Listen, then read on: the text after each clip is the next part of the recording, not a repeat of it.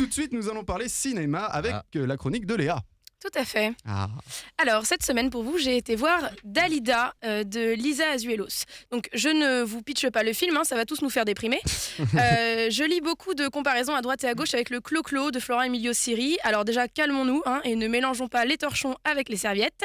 Le biopic sur Claude François excellait là où Dalida chute dans une très lente agonie tissée de poncifs assommants et scolaires.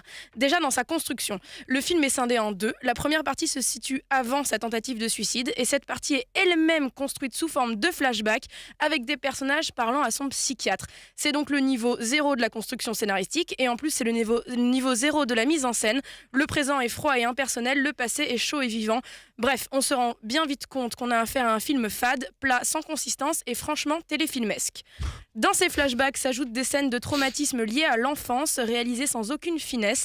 On a affaire à une metteur en scène qui ne sait pas ce qu'est un enfant maltraité. Un enfant maltraité, ça ne pleurniche pas en continu, ça souffre malheureusement très souvent en silence.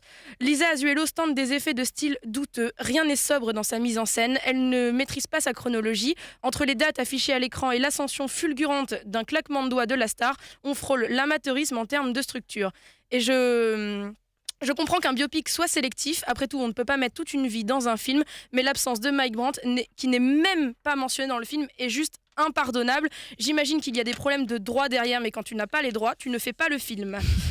Tant qu'on est dans le scénario, Dalida était une femme à homme, certes, en perpétuelle quête de l'amour, certes, mais je trouve ça très malhonnête de ne la réduire qu'à ces hommes. Chaque scène est liée à un homme, le film est une suite d'amants sans fin.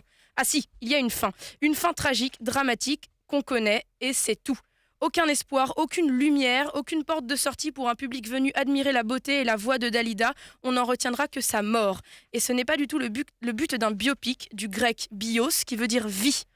Et de toute manière, elle a beau mourir, on s'en fiche. On ne voit pas une idole à l'écran, on ne ressent pas l'amour que lui porte le public. La réalisatrice passe quasi systématiquement à côté de ce qu'est Dalida. Une icône, une mélancolie et une tristesse infinie. Lisa Azuelos n'effleure que la surface de la chanteuse.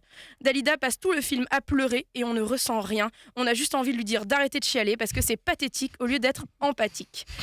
Techniquement, en plus, c'est loin d'être au point. Déjà, on a une très mauvaise utilisation de l'image d'archives qui arrive comme un cheveu sur la soupe. Et surtout, ce qui m'a vraiment le plus sorti du film, ce sont les playbacks absolument ratés. On ne ressent pas la scène, on entend juste des morceaux de Dalida collés au montage comme ça. On ne ressent aucune vibration de la salle, aucune réverb. Bref, on voit une comédienne qui bouge les lèvres et on entend Dalida qui chante sur une bande son. Je vais quand même essayer de trouver un bon point au film, c'est le casting dans sa globalité.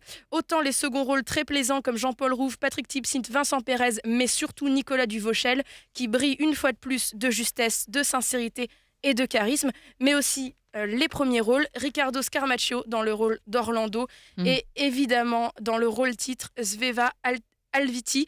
Elle crève l'écran, elle incarne Dalida sans même chercher à lui ressembler ou à la singer. Elle a un charisme fou et naturel. C'est une des plus belles femmes que j'ai vues sur grand écran, voire même la plus belle. Mais malheureusement, de très bons comédiens ne font pas un film. C'est le chef d'orchestre qui fait le film. Et Lisa Azuelos me déçoit une fois de plus après l'indigeste Une rencontre en 2014. Elle nous livre un film encore ennuyeux, encore fade, encore creux et sans charme. Dalida est morte une seconde fois. Oh,